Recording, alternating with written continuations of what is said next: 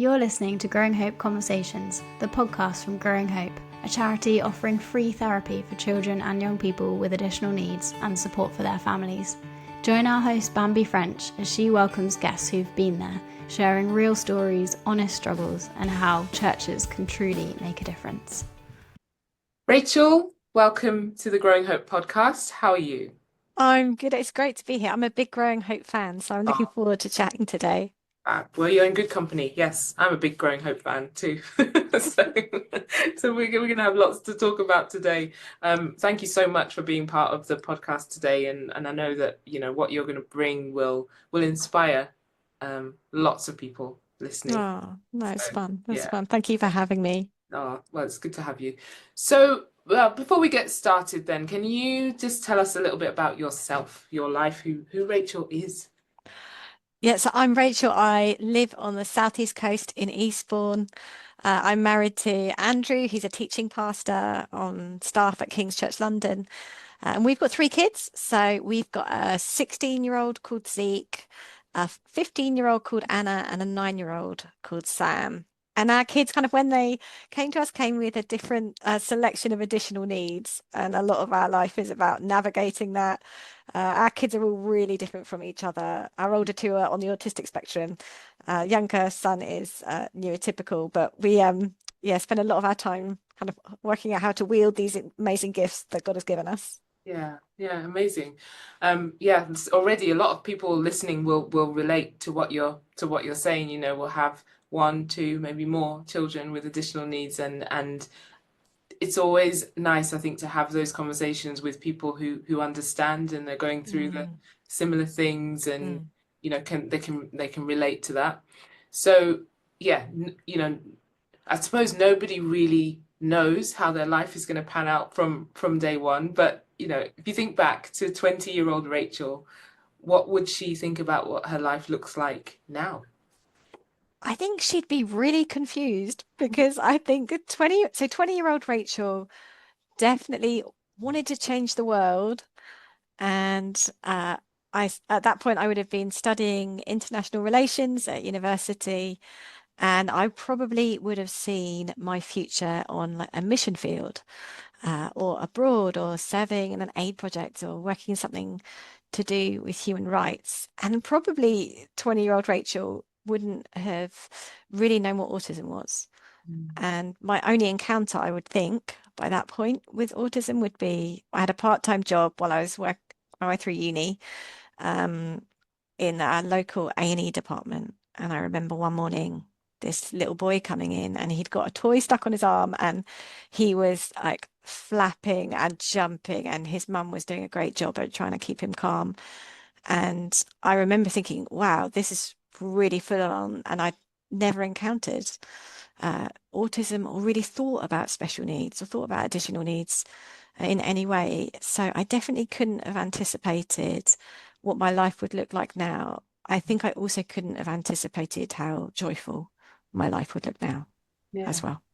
yeah, that's amazing. We kind of don't know. We make all these plans, don't we?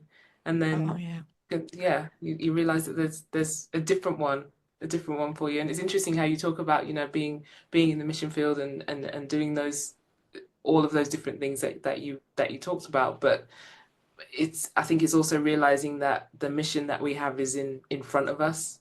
Oh And yeah, totally. And I think I would have, there's something, it feels more glamorous, doesn't it, Mm, somehow? mm, If to be feeding kids in an aid project, yeah. or than trying desperately to get my 4-year-old just to eat a few spoonfuls of noodles and he won't, all he wants is dry Weetabix. And it I knew that was one of the things that was really hard to get my head around, I think, in early days, was Mhm. like this is actually God's plan A for my Yeah. life, even Yeah. though right now it's not what I expected or prepped for or Mhm, planned for. Yeah. mhm, mhm.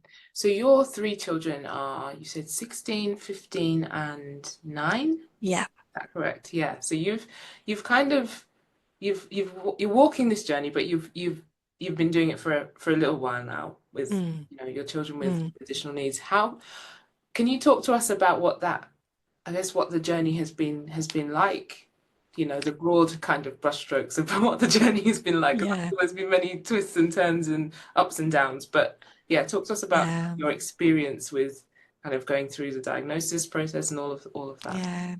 Yeah. I guess I mentioned life being more joyful now than I expected, but if I'm honest, those early days were just so full on. I think through all of the ups and downs, and we have had lots, nothing intensity wise has compared to the preschool years with the older two.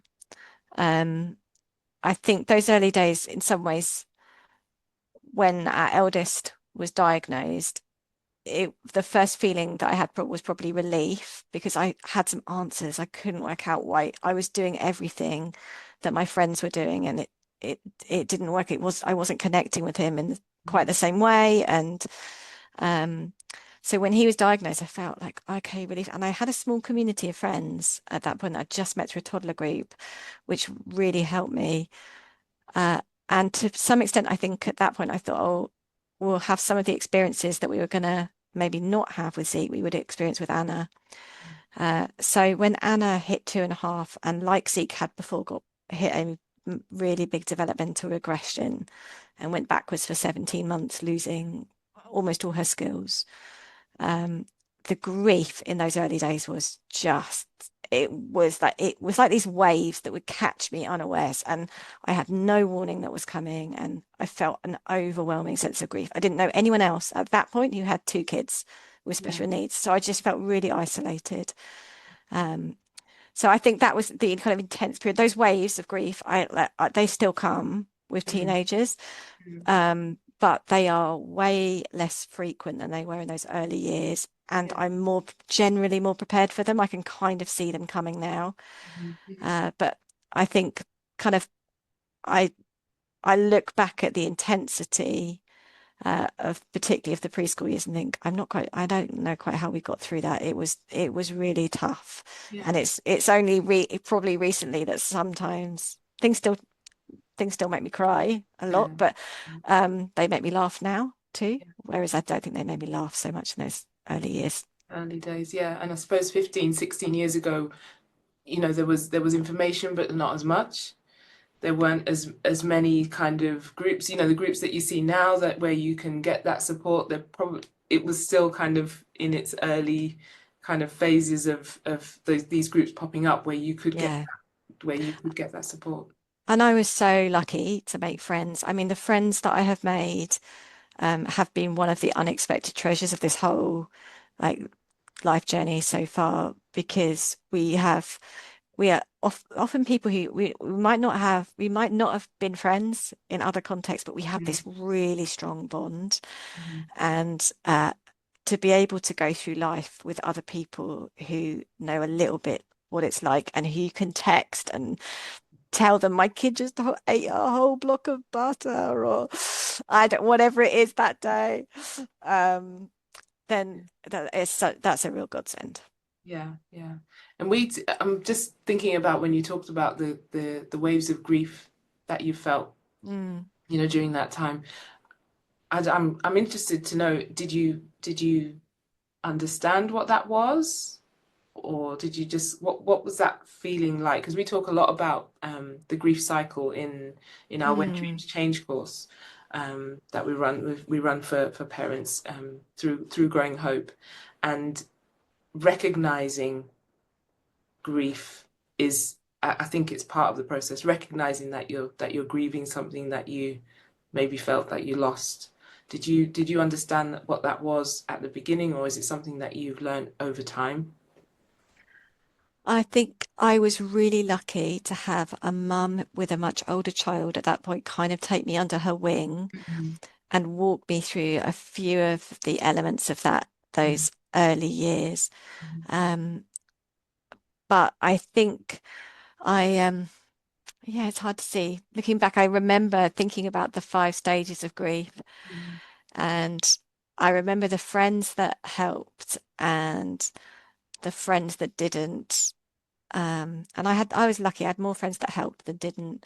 But I so appreciated the people who didn't silver line it. like, Mhm. because I would say, oh, I can't, I would say, I can't believe, um, I can't believe that this is happening. I can't believe this happened. And people say funny things, don't they? Like, oh, but look at her hair. So I was like, really like weird things where you think, Yeah.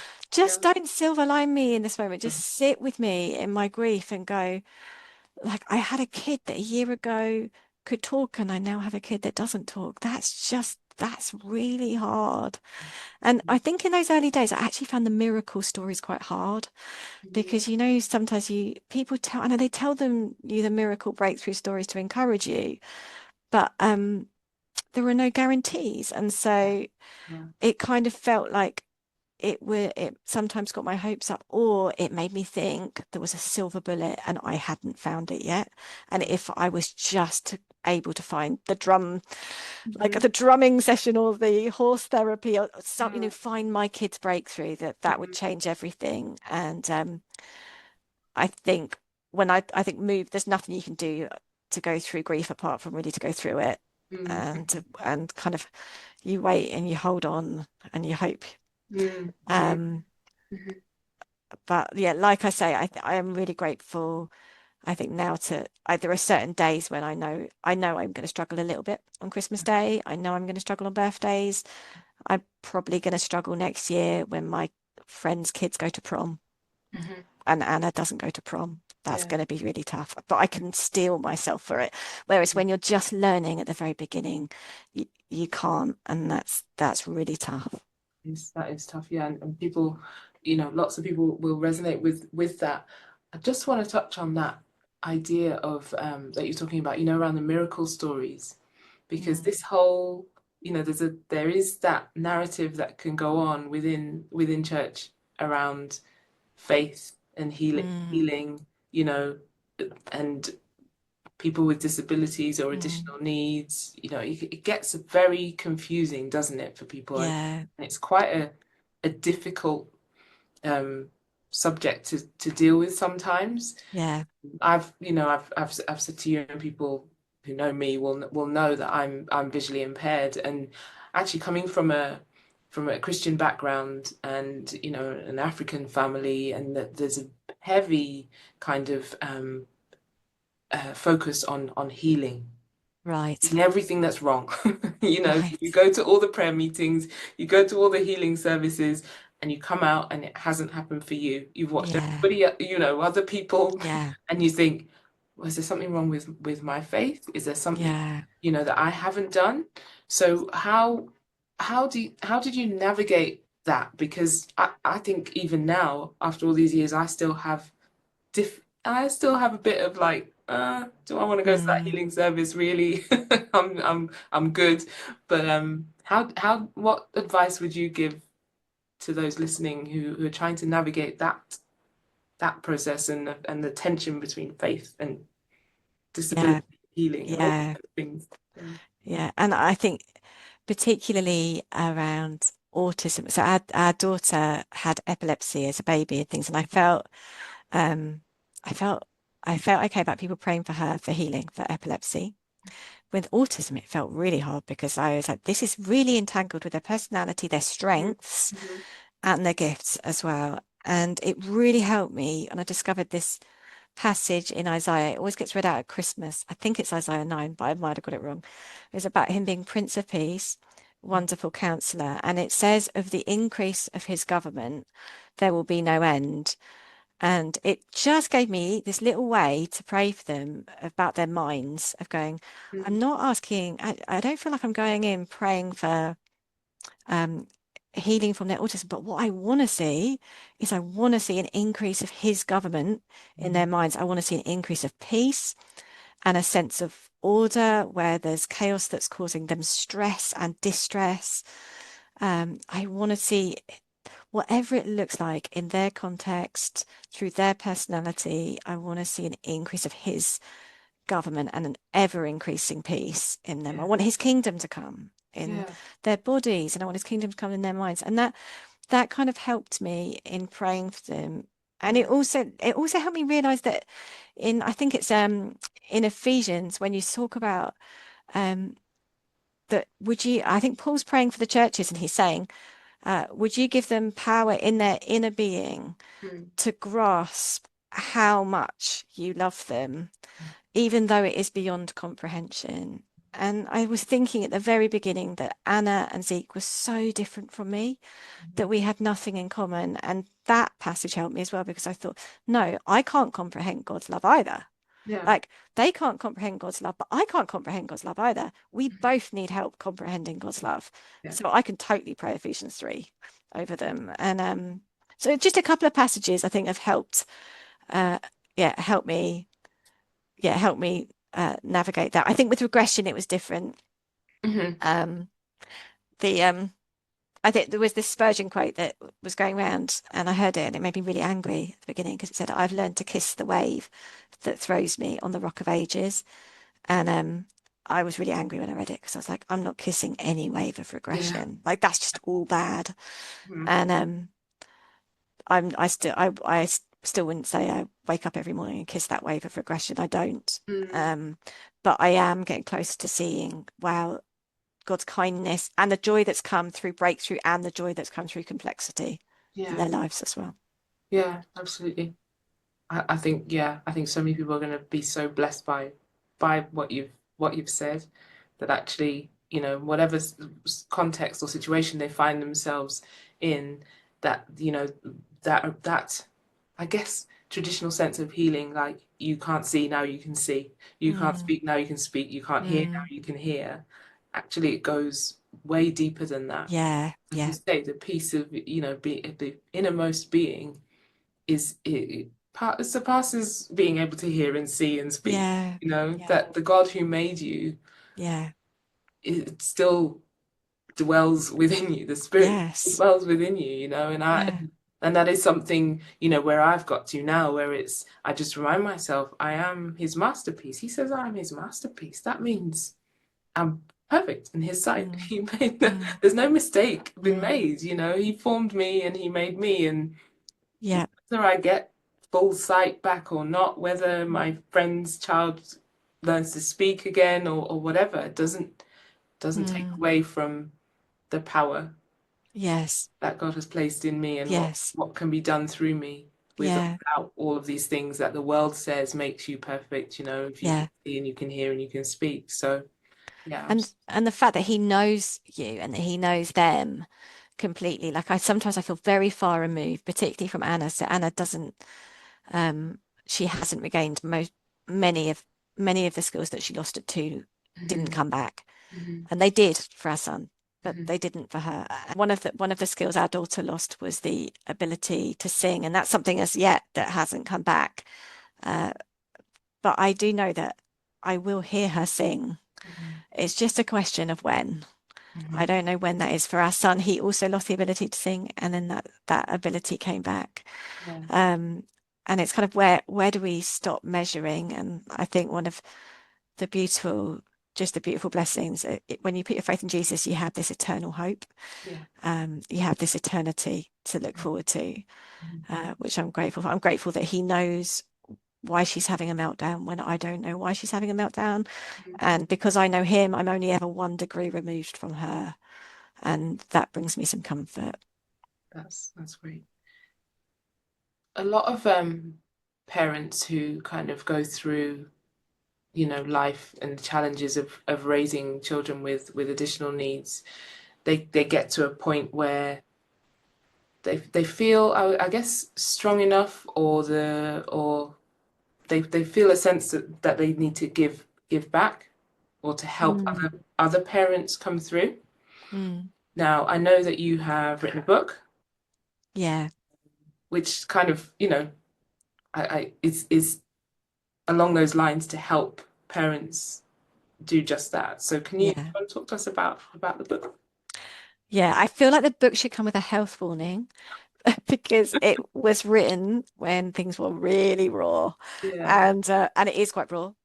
But if that's what you're after, if you're like right in the middle of it and raw is how you feel, then it might be a good read. And we did it mainly because we didn't want to wait. Like, we didn't want you. There's a particular sort of book which is so helpful that you write when you're kid is 20 and everything's turned out okay. But actually, we wanted to write something in the complete uncertainty about what was going to happen next, because mainly that was what we wanted to read. So we Yeah. just wanted to reach people and to encourage people Mhm. to explore faith or cling to faith Yeah. when things are really at their most intense. Mhm. So yeah, we didn't mean it to be therapeutic writing it, but actually it was quite therapeutic Yeah. writing it, if Yeah. I'm honest. I think it does. Yeah, it does. Well, Yeah. it does do that. The title of the book? Yeah, it's called The Life You Never Expected. And it's about thriving while you're parenting children with special needs. Yeah. Um, and I feel like that title actually has probably flipped on us a few times, Mhm. because there's been lots of ways in which, even since we wrote the book, that life has been one that we haven't expected, like the joys and the challenges. Yeah. Yeah. Yeah.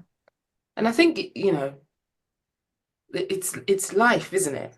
I Mm. don't know that we can all kind of plan No, exactly what's going to happen. We can make those plans, but we all have to adapt to some change along the way. absolutely. And you think when we wrote it, we thought we're just writing this for parents of children with special needs. And then you Mhm. realize everybody's had a script change.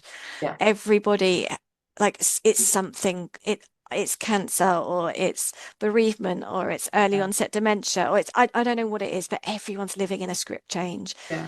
And we're all having to like learn how to do life differently on the fly.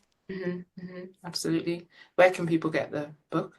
Oh, anywhere you want to buy it, really. I mean, Yeah. Amazon, it's you should be able to get it anywhere online. Oh, I've got one. Hang on a sec. I'm going to wait in Yeah. case we're showing the video. Oh, it hasn't shown Yeah. it. Okay, it's got a Okay. penguin on the Yeah. front, so it's Okay. easily Well, identifiable. we'll put a link in the show notes to the book so people can Thank you. access it. But yeah, it's.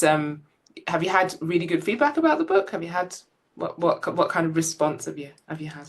Um, we've had some lovely feedback actually, and kind of it definitely has gone wider than the world of disability or of special needs, and that's been really lovely. We've had some friends who've struggled with things like infertility, Mhm. that have found it helpful, and we didn't write it with that kind of wider audience in mind. But that's been one of the blessings, and one of the weird but lovely things has been we've had friends who we knew then who didn't have children Mhm. with additional needs then but do now, who've Yeah. now had children and have found it helpful Mhm. 10, 20 years on. So yeah, that's such a blessing. That's great. That is great. And I guess the process would have been therapeutic for you guys as well to write too.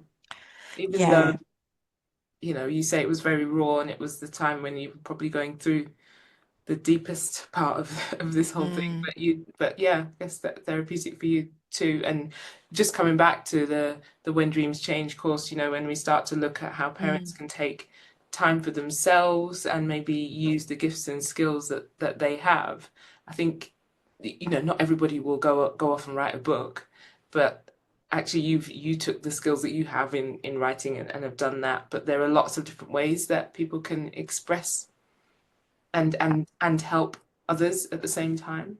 absolutely. I remember just a few years ago, she won't mind me saying this, but a friend came to us, and she'd had a son diagnosed with some additional needs, and at that time she was in that grief stage that Mm, I had been in before, and I was able to say to her, in just a few years' time, you're going to be on a bus, and there's going to be this other mum yeah, who's got a kid with the same sort of special needs, and you are going to be just what she needs, and you're going to be an expert, but you're going to help her and guide her and become a blessing to her. And at that moment, that didn't seem real to her, but it's been so lovely these last few years watching her become yeah, a blessing to the community that God's placed her in. Um, and he just does that. You comfort other people with the same comfort you've received. mhm, It doesn't mean that it outweighs it. It doesn't make it all okay, but it is real and it's really valuable. mhm, mhm. Yeah. And I'm hoping, sometimes it's hard to hear that if you're deep in it, and it's, Mm, some parents are just fighting through the process of getting the diagnosis or mm, getting the support that their children need. So it's hard to sometimes hear what it could look like, on the other side. I'm by no means saying you're on the other side of this, but you've walked the path, and there are any of us who walk a path of difficulty or pain. We know that there are people a few steps behind us, and Yes, that we need to continue walking so that we can help show them the way. absolutely. Yeah, yeah. Yeah. Well, it's been really lovely to talk to you. This Ah, it's been great. Have you got any kind of, I don't know, words of wisdom, advice? You've given lots. You've you've given us lots of it. yeah. I'm thinking words of wisdom or advice for the parent who's listening now, listening to your story, can kind of resonate with what it is you're saying. Maybe has younger children, Yeah. additional needs, and not, what could you tell them, words of advice, encouragement that could help them move forward tomorrow? I think there's a few things. One would be to follow the sunbeams back up to the sun. So Mhm. if you've got the strength today to spot something, whether it's your kid, like we used to celebrate the wins. Like Anna made eye contact on the trampoline, and we'd take photos, and we'd like have champagne, and we'd Mhm. like it was, we those wins are so important to celebrate and to remember, but also like follow those sunbeams back up to the sun. Read those messages well. What do they tell you? What do they tell you about God? What do they tell you about what He's like? Because there are these moments of joy. There's no perfect days, but you do get these perfect moments where you go, oh, I am connecting with my kid, Yeah. and it doesn't look like I thought it was going to look. Like it doesn't look like maybe how my friends connect with with their kids, but it is real and it's true, Mhm. and it's valuable. And I think like cultivating like that gratitude and that Yeah. memory will do your soul good. Mhm. Um, the other thing I think we kind of decided early on was, I think you often hear like parents, I remember years ago when our kids were little, hearing a parent saying, I would never forgive myself if I didn't try everything, Mhm. like to help them out. And we made a decision early on that we weren't going to try everything all the time. Like it was so exhausting to try every single thing. And it's great to try things when you've got the energy, but Mhm. do forgive yourself when you Yeah. don't try everything, because it does become exhausting over time. Yeah. And I think the only other thing would be that I thought I was gonna change the world when I was 20, but I now see, and I know I'm at the other end, so I've got mid-teens, but there are just these little ways in which my kids are help changing the world right now. Mhm. Like they are contributing to this currency of like mercy and compassion and love. They draw that out of people. Mhm. My daughter, like she turns up at church on a Sunday. She doesn't care if that person has chronic depression and Yeah. everything about their body language is saying, leave me alone, don't Yeah. touch me, don't come near me. Yeah. Anna doesn't care. So Mhm. she'll walk up and she'll literally lift their heads and look into their eyes. And God's given her a gift of lifting the heads of people who are like downcast. And Yeah. in little ways, our kids are changing the world as well. And I'm really grateful for that. Life doesn't look like what I expected it would when I was 20, but it is very rich, and it is, and I know it is. They are in their own ways, through their own gifts, helping change the world too. Awesome. That's really awesome. Ah, so fun Thank to chat you. to you, Bambi. Yeah, it was great. It was great to have you today. So thank you so much. Ah, thanks. It gives you that space and the tools and the support to really come to terms with things in your own way, individually, and the resilience, the tools to carry on. That's how one parent described when dreams change. Could you help others feel the same? Join Growing Hope as a course facilitator and support parents of children with additional needs. You don't need to be an expert, just someone who cares. It doesn't take loads of time, but it's a brilliant resource that really changes lives.